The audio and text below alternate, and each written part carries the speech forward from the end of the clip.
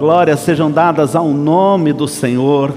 Glórias ao Senhor por esta noite tão especial, que nós nos reunimos para juntos como igreja cear, para juntos como igreja nos reunir à mesa do Senhor. Eu quero pedir ao nosso pessoal de técnica que possa estar acendendo as luzes do auditório. E esse é um momento muito especial. Mas antes de entrarmos na propriedade mesmo da palavra dessa noite, eu queria incentivá-lo a de que você pudesse estar considerando, dia 25 a 28 de outubro, estar conosco aqui na Conferência Multiplique. Nós não temos tantas vagas disponíveis para a nossa igreja. Nós temos cerca de 200 a 300 vagas disponíveis para a PIB-JC. Inicialmente 200 vagas disponíveis para a PIB-JC. Estaremos recebendo líderes do Brasil inteiro para um congresso da Igreja Multiplicadora. E eu quero convidá-lo para que você possa estar vivendo, experimentando a bênção deste congresso, dessa Conferência Multiplique 2022. Conforme anunciamos, hoje, quando você entrar ali para fazer a inscrição, você vai ver o valor atual está em R$180. Mas você coloca ali, Jogo da Velha, PIB-JC, faça a sua inscrição e este é um cupom de desconto para membros e congregados da PIB-JC nesse momento. Líderes de célula, em especial, esse é um encontro para você.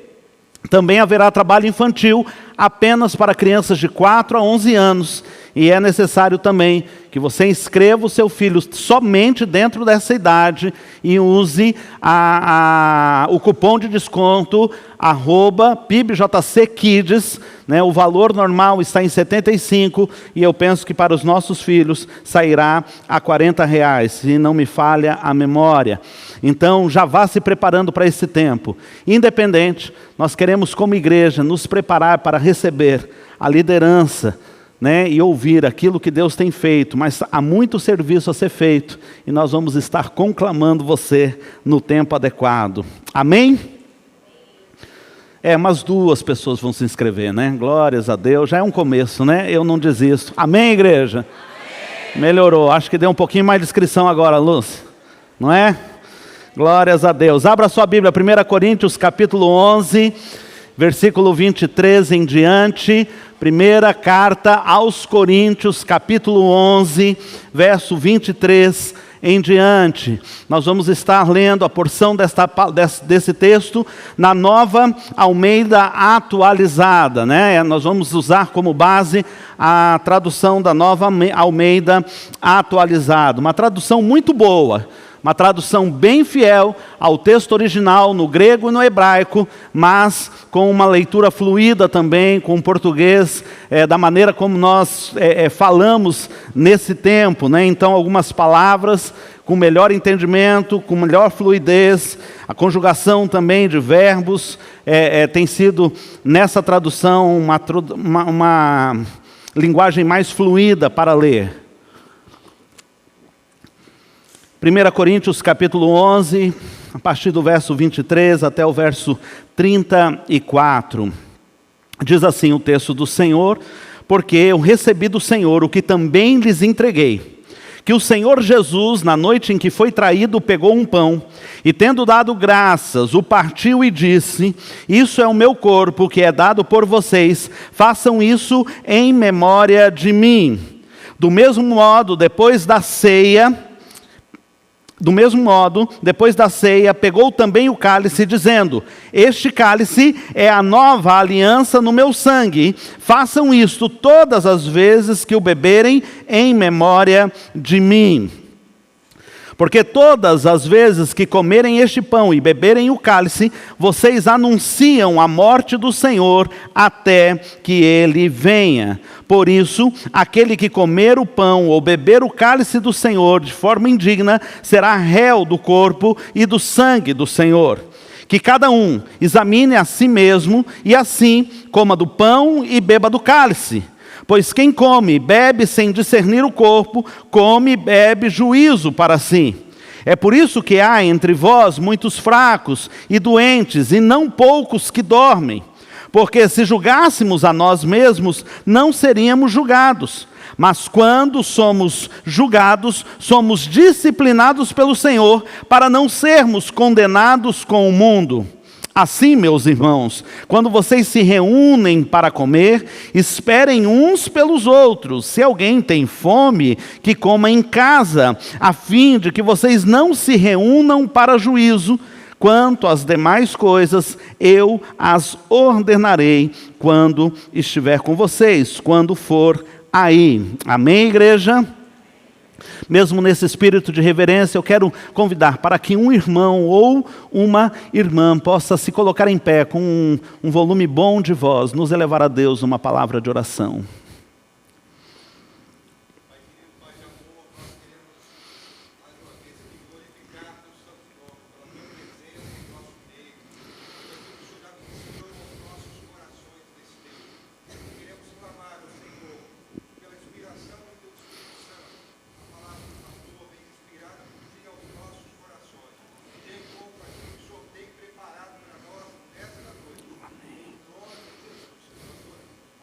Amém, amém. Nós temos muitas vezes o costume de ministrar a ceia, né? Durante o culto nós separamos aquele tempo da ministração da ceia. Nessa noite eu gostaria de avançar em relação a esse contexto, para que muitos que até estão nos visitando, ou se achegando, se aproximando há pouco tempo, mesmo que já tenham passado pelas classes de batismo, de preparação, de membresia, possam ter verdadeiramente uma visão mais ampla da bênção, do privilégio, mas também da responsabilidade de participar da mesa do Senhor.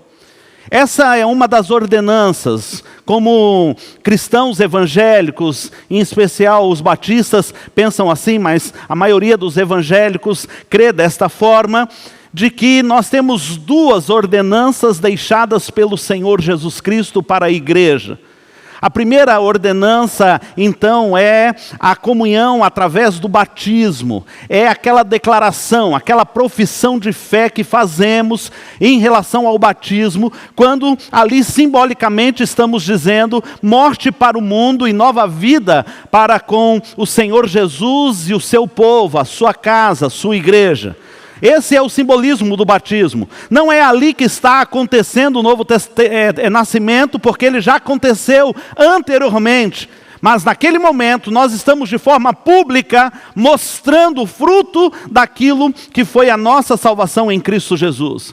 A segunda ordenança é a que nós vamos participar hoje, que é a ceia do Senhor, um memorial, um tempo em que nos reunimos para juntos colocarmos alguns valores tão importantes para a fé cristã. Esta é uma ordenança, e só elas, e como evangélicos nós não acreditamos em sacramentos. E talvez essa já não seja uma palavra tão usada, principalmente para quem está muito tempo no mundo evangélico, mas a diferença entre uma ordenança e um sacramento é que na fé do sacramento ali é uma conferência de graça, né? Na fé do sacramento existe ali um derramamento de uma graça. Então, verdadeiramente o pão ou o cálice aqui que representam o corpo e sangue de Jesus, eles passam a ter uma composição extraordinária de se tornar verdadeiramente corpo e sangue de Jesus. Nós não cremos dessa maneira, né? São duas as formas de se pensar a respeito do pão e do vinho em relação a essa transformação sacramental, que não é a raiz da nossa fé, e nós vamos ver porquê na Bíblia, né? Existe a consubstanciação e a transubstanciação, ou seja, o elemento consumido se torna dentro de você sangue e corpo de Cristo verdadeiramente. Ou a transubstanciação, na hora da ministração do elemento, ele então vem a se denotar como verdadeiramente parte do corpo e do sangue de Cristo Jesus. Nós não cremos dessa maneira sacramental, nós cremos como ordenança. Para nós a ceia é um memorial. O suco que você vai tomar é um suco produzido como qualquer outro suco, né? O pão que você vai partilhar é um pão com qualquer outro elemento. Não há uma presença necessariamente mística, não há não vai acontecer, perdão da palavra, uma mágica, algo aqui, uma alquimia, melhor dizendo, aonde o corpo e o sangue de Jesus vão ser ingeridos por você. Nós cremos que este é um memorial deixado por Cristo Jesus, mas precisamos lembrar, não por ser memorial é menos importante e relevante. E deve ter alguns valores implícitos no nosso coração. Então esta é uma diferença básica de como as igrejas, dentro da fé cristã, olham a ceia. A ceia como um memorial, ela é praticada porque nós vimos claramente a respeito disso, Nós não vimos o Senhor Jesus trazer ao momento da ceia essa propriedade ou de consubstanciação ou de transubstanciação, mas sempre enfatizando, façam isso em memória de mim. Este é um memorial que você deve carregar. É interessante que os relatos dos primeiros dias da igreja cristã, a ceia era algo comum. Hoje, por questões logísticas, por questões até de tradição, de procedimento, nós operamos a ceia uma vez por mês, pelo menos. Mas a ceia fazia parte de toda a reunião que a igreja tinha. Todos os dias, quando a gente olha ali no texto de Gálatas, e eles estavam todos os dias no templo e nas casas e partiam um pão. Esse partiam um pão, além do pão físico, do alimento mesmo, era também o simbolismo da prática da ceia. Em todo culto, não havia culto. Você imagina um culto sem louvor? Sim ou não? Vim no culto e não teve louvor. O que você vai achar? Esquisito esse culto, não é? Se você vier ao culto e não tiver palavra, o que você vai achar? Tudo bem, foi um culto diferente, mas é um culto assim, meio diferentão. Talvez um crente da igreja primitiva viria no nosso culto, sairia do culto num culto regular, sem a ministração da ceia, e perguntaria, mas cadê a comunhão? Cadê o momento da ceia? É bem verdade que algumas igrejas evangélicas até deixam a mesa posta sempre no final ali dos seus ambientes, para que todas as vezes as pessoas possam fazer uma comunhão particular. Há mérito nisso, mas também há alguma maneira diferente de encarar este momento. Dito isso, eu gostaria de que a gente, nesse momento, de uma forma simbólica, mas espiritual, pudesse lançar 4 olhares sobre este momento que nós vamos participar. O primeiro olhar da ceia é olhando para trás. É o momento em que nós olhamos para a morte e o sacrifício de Cristo Jesus. Você pode ler o texto comigo? Cada vez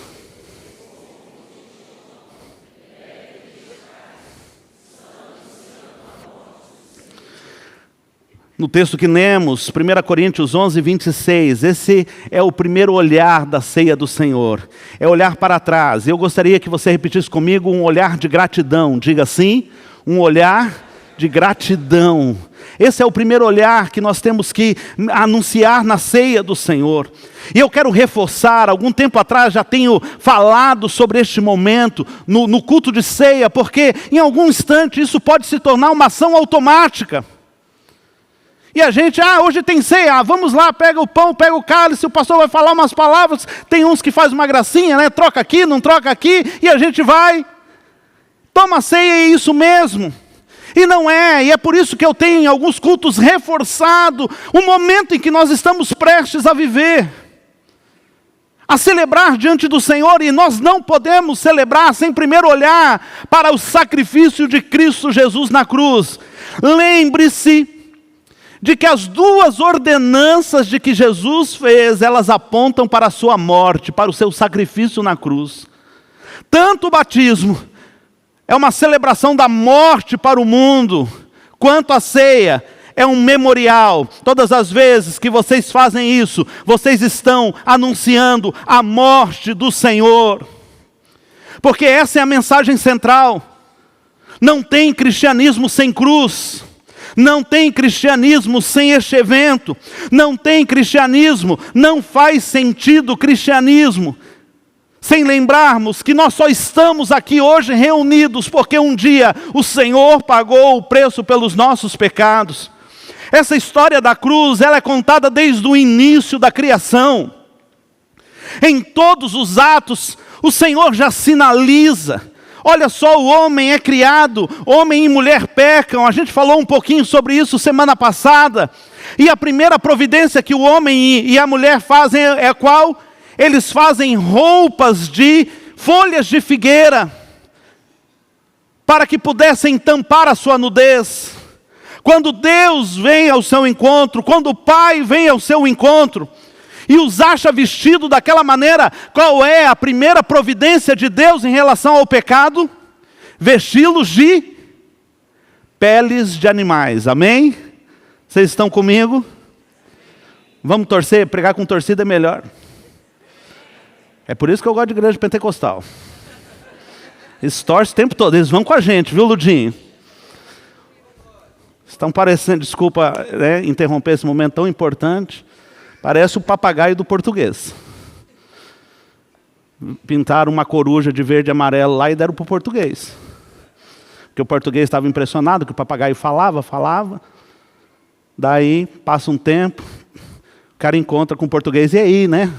Malandro, como está o seu papagaio? Já está falando? Não fala nada, mas presta uma atenção. Era a coruja pintada de papagaio. Os irmãos estão assim, né? Não estão dando glória, mas estão prestando uma atenção, já é o primeiro passo.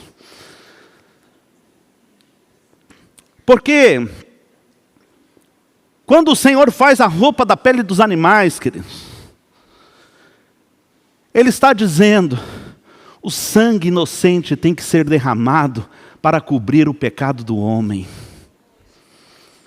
Um animal inocente foi morto para que as vergonhas do pecado do homem fossem cobertas. E de lá para cá, toda a página da Bíblia mostra que um dia aquele sangue inocente, puro, imaculado, deveria ser derramado no meu e no seu lugar. Todas as vezes que eu estou nessa mesa, eu deveria estar em pranto, gemendo de dores, lembrando que o meu lugar na cruz do Calvário foi assumida pelo Senhor. Quando eu penso que este lugar de anunciação da morte do Senhor, eu tenho que lembrar por que Ele morreu, como Ele morreu, mas principalmente por quem Ele morreu. Eu só estou aqui porque um dia o sangue do Senhor foi derramado para cobrir a vergonha do meu pecado. Você pode dar um glória a Deus. Você pode dizer obrigado, Senhor. Este primeiro olhar é um olhar de gratidão. Eu te agradeço, Senhor. Eu vou participar desta mesa. Ela nem estaria posta se não fosse o Senhor. Se o Senhor não estivesse substituído a meu lugar na cruz do Calvário, eu estaria condenado. Mas o texto ainda continua dizendo, me falando sobre um segundo olhar na ceia. E este olhar é um olhar para frente, é um olhar no futuro, é um olhar de esperança. Você pode colocar para mim, vamos juntos ler o texto. Anunciais a morte do Senhor. Você pode repetir? Se o primeiro olhar é de gratidão pela morte do Senhor, o segundo olhar é um olhar de esperança. Diga, um olhar de esperança. Um olhar de esperança. Eu sei em quem tenho crido, eu estou bem certo, Ele é poderoso para guardar o meu depósito até o dia final, amém?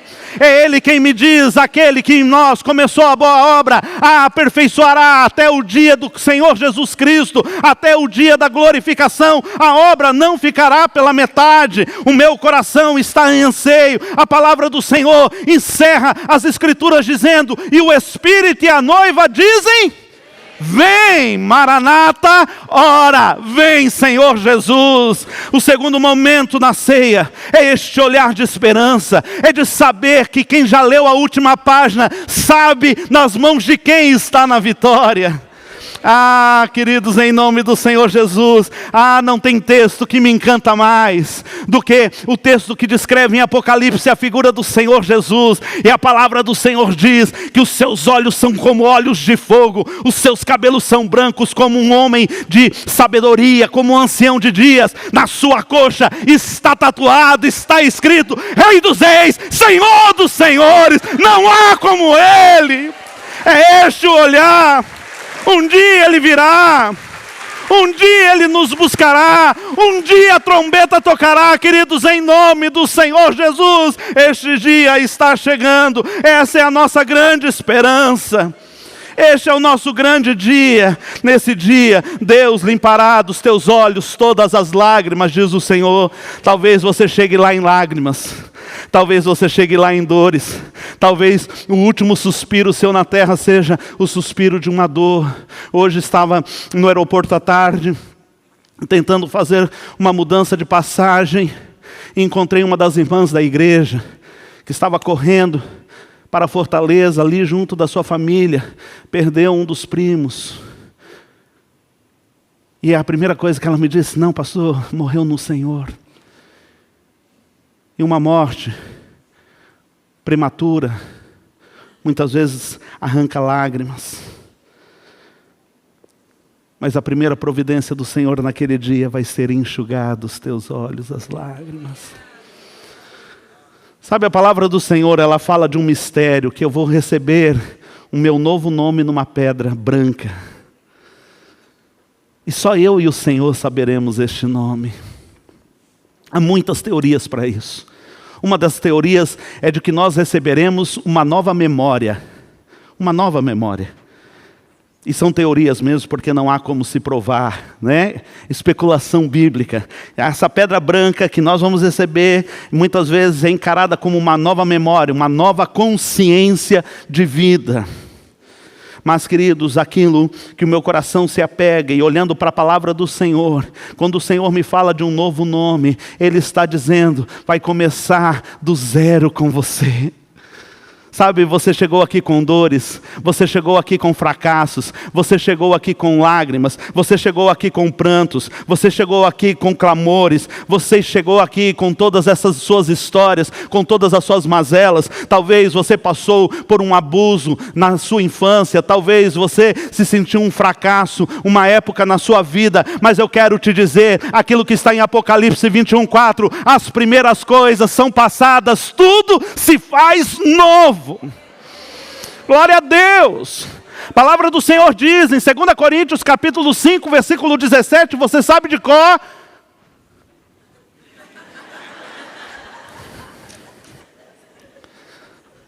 Eu vou começar, e você sabe que você vai saber de cor, você só não sabia o endereço. Aquele que está em Cristo.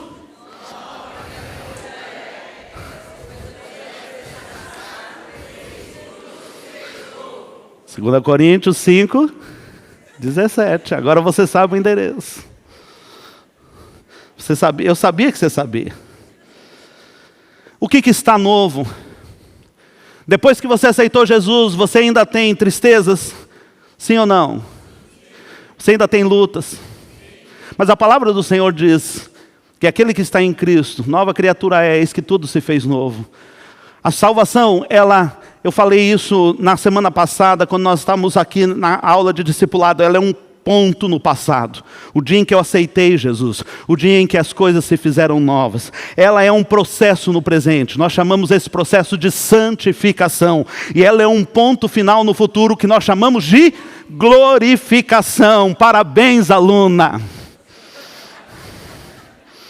Glorificação, quando a obra vai ser completa na minha vida, quando a obra vai ser terminada na minha vida.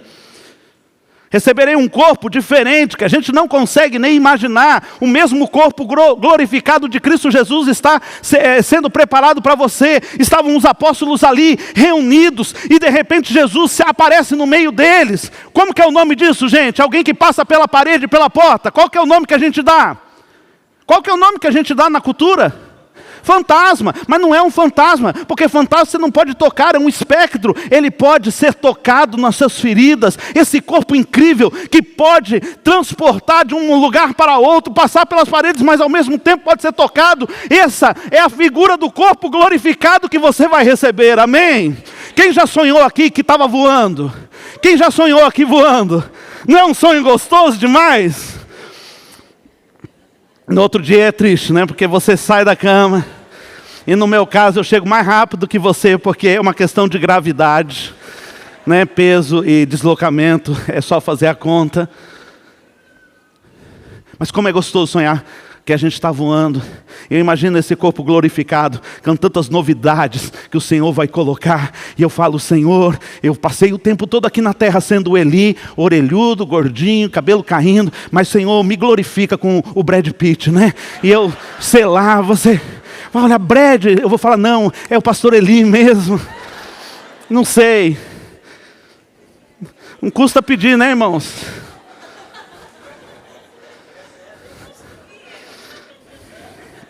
Você tá bem demais.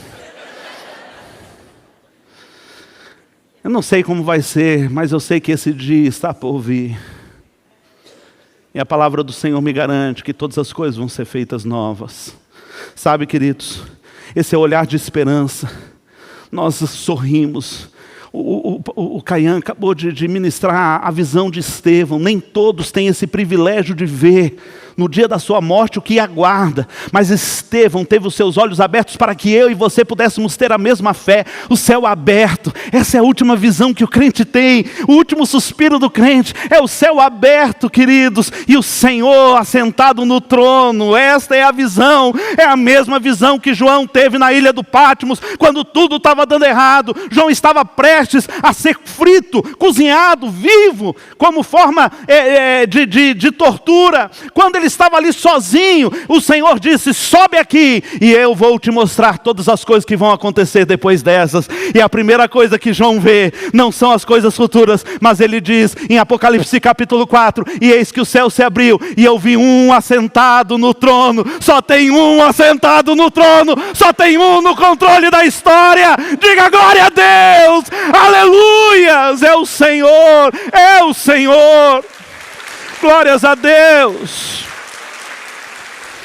Mas há um terceiro olhar, e esse é o olhar para dentro, é o olhar do conserto, é o olhar do renovo. Leia comigo, que cada um examine a si mesmo, e assim coma do pão e beba do cálice. Você pode repetir?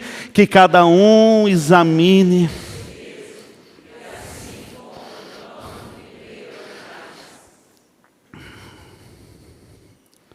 Esse é um olhar difícil. Esse é o olhar que Caim não fez. Caim e Abel saem para cultuar. O mesmo propósito.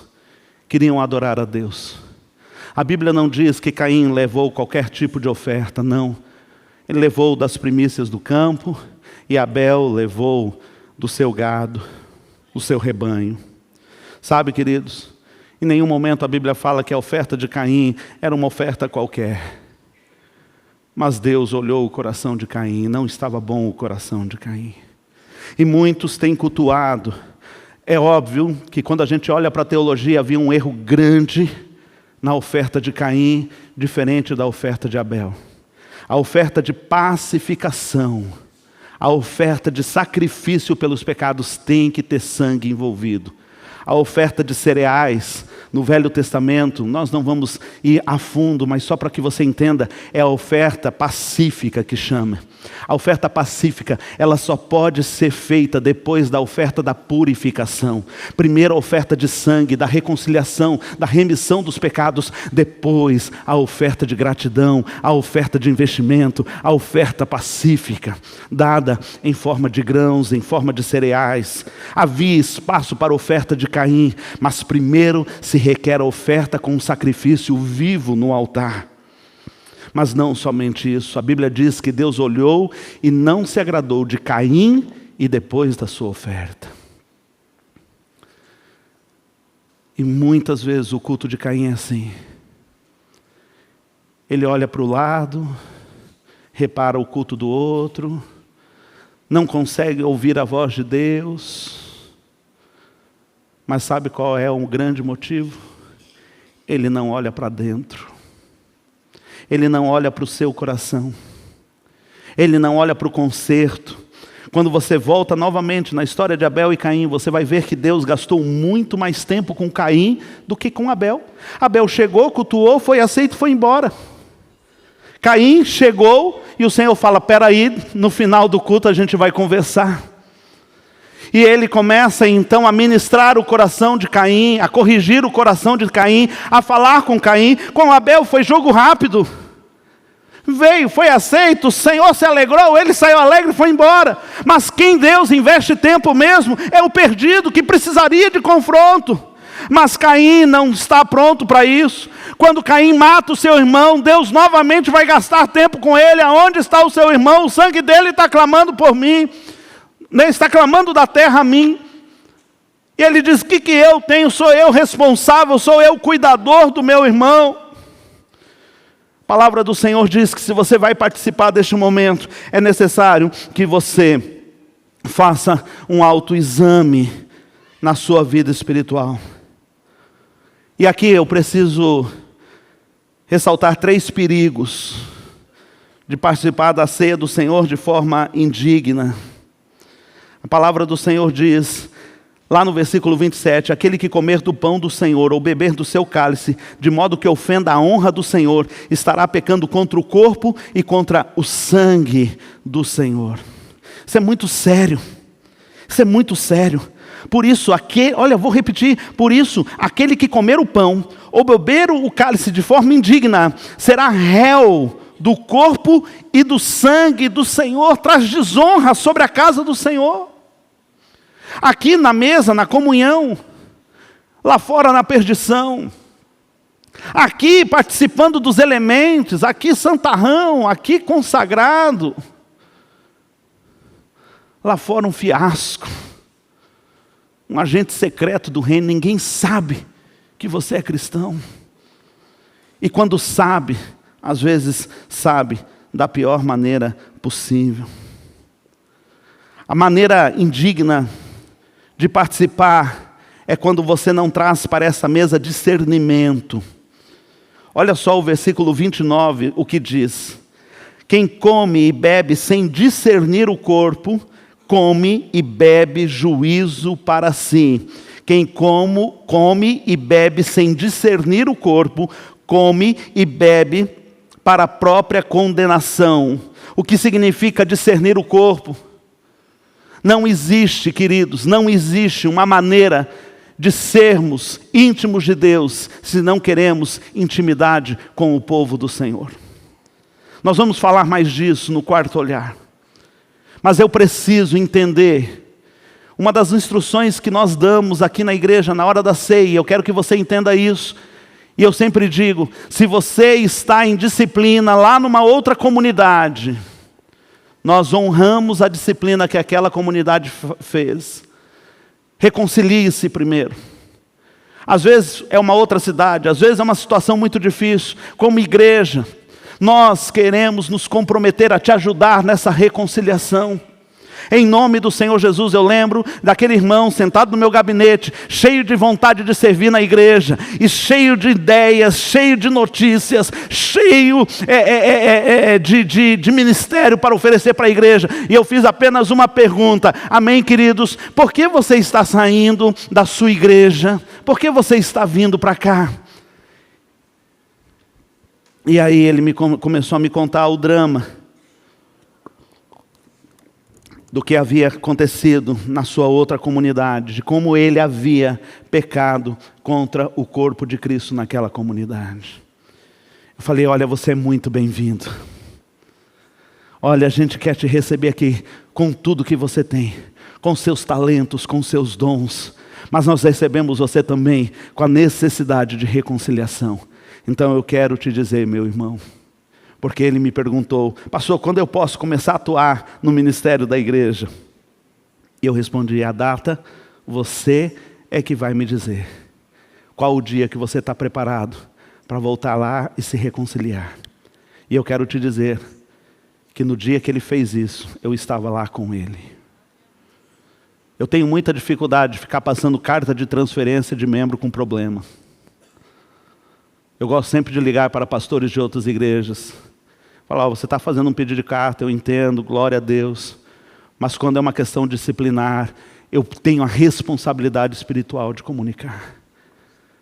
Para muita gente é mais fácil, dá essa carta logo, transfere o problema para lá, mas não é o certo. Não é o certo. Porque nós discernimos o corpo do Senhor.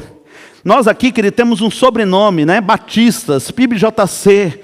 Mas antes de qualquer coisa, antes de qualquer denominação, antes de qualquer igreja local, somos a igreja do Senhor Jesus. E precisamos nos enxergar como igreja do Senhor Jesus. Participar sem autoexame, saiba, aquilo que você não se julgou será julgado pelo Senhor. Versículo 31 é o que diz o texto. Porque se julgássemos a nós mesmos, não seríamos julgados. Nós fazemos vistas grossas, nós damos punição leve para a gente. Mas quando somos julgados, somos disciplinados pelo Senhor para não sermos condenados com o mundo. Por isso, a recomendação é a recomendação do Salmo 139. Faça essa oração, sonda-me, ó Deus, e ver se há em mim algum caminho mau. Esse olhar para dentro, esse olhar de conserto, esse olhar de renovo. Diga, um olhar de conserto. Amém. E o quarto olhar é o olhar ao redor, é olhar para o lado, é o olhar da unidade. Você pode dizer, um olhar da unidade. Vamos lá? Olhar da unidade. O primeiro é o olhar da gratidão, a obra na cruz, um olhar de esperança no futuro, Deus assentado no trono, o Senhor Jesus anunciando a sua volta, o olhar para dentro, um olhar de conserto. Agora o Senhor nos convida a olhar ao redor. Olha ao seu redor. Se a pessoa que está muito próxima a você, é íntima de você, assim, tipo esposa e marido, né, pai e filho, pega na bochechinha e fala assim, ai que lindo. Eu vou fazer em você. É muito lindão do papai. É lindão. Glória a Deus. Glória a Deus. Olha só. Ele diz no versículo 33 e 34, assim, meus irmãos, quando vocês se reúnem para comer, esperem uns pelos outros. Se alguém tem fome, que coma em casa, a fim de que vocês não se reúnam para juízo. Quanto às demais coisas, eu as ordenarei quando estiver aí com vocês. Eu li a partir do verso 23, mas o verso 17 de 1 Coríntios 11, Paulo vai instruir na ceia do Senhor, mas ele começa assim, nisso que eu estou prescrevendo, eu não posso elogiá-los. Porque vocês não estão se reunindo para melhor, e sim para pior. Porque antes de tudo, estou informado de que quando se reúnem na igreja, existem divisões entre vocês. E eu em parte acredito que isso é verdade. Versículo 19, e é até necessário que haja partidos entre vocês, para que os aprovados se tornem conhecidos entre vocês.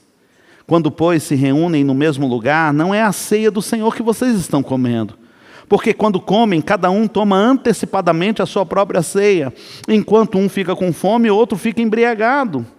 Será que vocês não têm casas onde pode comer e beber? Ou menosprezam a igreja de Deus e envergonham os que nada têm? Que posso dizer a vocês? Eu tinha que elogiá-los a respeito disso? Nisso, certamente não posso elogiá-los. E aí ele começa o verso 23, instruindo a ceia do Senhor. Novamente, você tem que lembrar aquele contexto, a igreja se reunindo praticamente diariamente, um outro contexto social, muitos necessitados. E a igreja começa bem, a igreja começa de uma maneira assim poderosa e todos dão seus bens, repartem. Mas em algum momento as pessoas começam a sair dessa unção de unidade, de comunhão, e começam a fazer ali os seus partidos, os seus grupos. E algumas pessoas, talvez, que ainda fossem mais abastadas, com mais possibilidades, reunindo, chegam antes. E aqueles que eram mais simples estavam ficando deixados para trás, porque o certo era um grande junta-panela. Não era apenas a ceia da maneira como nós a conhecemos. Primeiro era aquele partir. A palavra do Senhor chama esta reunião de festa ágape, as vossas festas de amor. É isso que está no livro de Judas. Falando desta festa, e que algumas pessoas infiltradas nesta festa estavam tornando aquele ato tão lindo, aquele ato de tanta comunhão, de tanto cuidado, como festas maculadas, como festas que estavam sendo estragadas na sua essência. E Paulo aqui está alertando agora: ei, faz ali o seu alimento em casa, mas saiba que só vale a pena a ceia se todos estiverem participando, se todos foram considerados iguais. Eu vim de um lugar onde as companhias do exército são muitas, numerosas. Campo Grande é a cidade onde tem um comando militar, Então há muitos quartéis na cidade, na região, o Comando Militar do Oeste. E uma das coisas mais legais que tinha na igreja era ver o líder de célula, o líder de pequeno grupo, que era um sargento e tinha um coronel como liderado. Coisa mais linda. E eu instigava, falava assim: coronel, bate continência para o seu líder aí. Porque não tem patente. Porque não tem posição. É por isso que aqui a gente não trata assim: oi doutor. Oi, PhD. Esses dias eu fiquei sabendo de uma assembleia, não foi aqui, aonde a pessoa foi falar na assembleia, dar sua opinião, mas antes pôs o seu currículo, colocando: eu já fiz isso, aquilo e outro. Não tem currículo aqui, queridos. Aqui nós somos irmãos. É por isso que nós nos chamamos de irmãos. Esses dias alguém disse assim: o irmão, tratou comigo, o irmão. Ai, pastor, desculpa. Não, minha irmã, me chama de irmão, eu sou seu irmão. Sabe o que é o pastor na igreja? A igreja é o rebanho do Senhor Jesus, amém? Sabe o que é o pastor? É ovelha com sininho no pescoço. É ovelha igual às outras ovelhas. Isso é um pastor. E eu falava isso de uma maneira muito assim, Porque por mais a gente tem a vaidade, E um dia eu pregando sobre isso, irmãos, a Bíblia mostra, o Novo Testamento mostra, o pastor é uma ovelha com sino no pescoço, O Senhor dá lá, tem de repente uma ovelhinha mais falante, tudo, ele põe ali um guiz e as outras ovelhinhas seguem. E no final do culto, o trabalho rural lá é muito grande, tem os rebanhos. E um irmão que tinha uma fazenda me chamou de lado e falou: pastor, eu só queria corrigir o senhor numa coisa na palavra. A gente não coloca o sininho no pescoço da mais espertinha, não. A gente coloca na mais teimosa. Porque a hora que a gente consegue controlar a teimosa, as outras vão junto. Então nem esse mérito eu tenho. Pegou a ovelha mais teimosa, pôs um sino, mas somos irmãos. É a unidade. Essa mesa deve lembrar que só faz sentido, queridos. É óbvio que durante a pandemia, a gente fazia, alguns até hoje ainda fazem, estão lá com a sua mesa de ceia preparada, porque não estão seguros ainda de estar reunidos. E a gente fez ali uma exceção, virtual, mas estávamos reunidos como igreja. Ah, não, hoje eu vou tomar a ceia sozinho aqui. Vamos fazer a ceia sozinho aqui e tomar e participar da comunhão. Não faz sentido, porque só faz sentido com a unidade do povo, só faz sentido com a reunião do povo. É por isso que juntos nós celebramos a ceia do Senhor, porque o amor tem que ser prático. E todas as vezes que eu venho para essa mesa, eu lembro os pedidos de perdão que eu preciso fazer e também os perdões que eu preciso liberar. Por isso a palavra do Senhor diz: aquele que come o pão com. Foi como Jesus disse: aquele que come o pão com. Não é sozinho. Não tem essa de eu exercer a minha fé sozinho lá dentro de casa. Eu fui chamado para participar de uma família.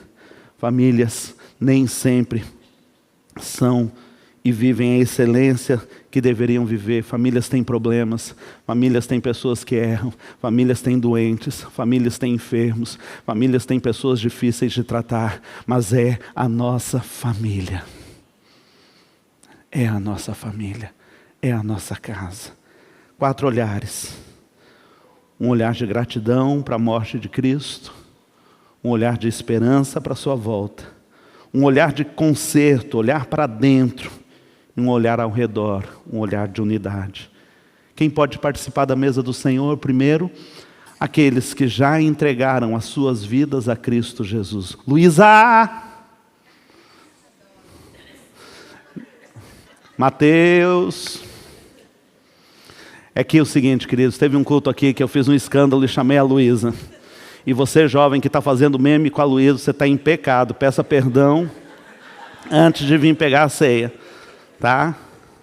Pode vir. Só que nós vamos começar por o cântico que vocês fizeram na dedicação e depois o último cântico. Então tá, a Luísa vai ficar no balcão da juventude recebendo perdão no final do culto.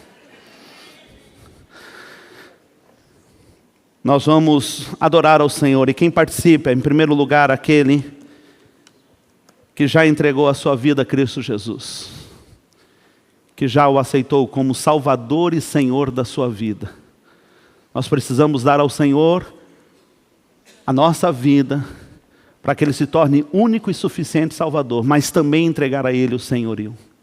Debaixo do senhorio de Cristo, o segundo critério, descemos as águas do batismo, porque falamos publicamente a nossa fé, de que lado nós estamos, por isso a necessidade de sermos batizados, para confirmar a nossa pública profissão de fé. Em terceiro, estarmos em comunhão com a igreja do Senhor Jesus.